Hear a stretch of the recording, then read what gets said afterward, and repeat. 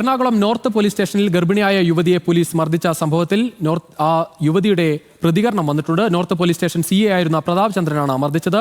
Police മർദ്ദിക്കുന്ന ദൃശ്യങ്ങൾ ഭർത്താവ് എടുത്തതാണ് പ്രകോപന കാരണമെന്നും തടയാൻ ശ്രമിച്ചതിനാണ് CA മർദ്ദിച്ചതെന്നും യുവതി പറഞ്ഞു.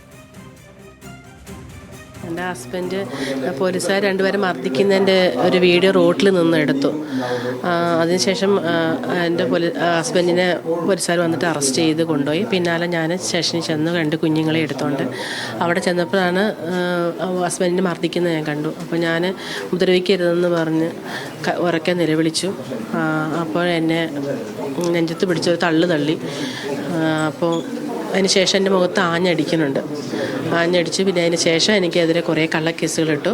ഞാൻ സ്റ്റേഷനെ ആക്രമിച്ചെന്നും കുഞ്ഞുങ്ങളെ വലിച്ചെറിഞ്ഞെന്നും CA സാറിനെ ഞാൻ ഉപദ്രവിച്ചെന്നും ഡോറുകളൊക്കെ തല്ലി തകർന്നു ഒരുപാട് കള്ളക്കേസുകളൊക്കെ എനിക്ക് ഇട്ടു. ഇത്രയോ ഒരുപാട് മാനസികാവസ്ഥയിലൂടെ കടന്നു പോയതുകൊണ്ട് അതിനെതിരെ പോരാടി. നമ്മൾ ഈ 1 വർഷത്തോളം പോരാടി. ഇപ്പം നമുക്ക് അതിനുള്ളൊരു ഫലം ഉണ്ടായി. അതിന് ഒരുപാട് സന്തോഷം.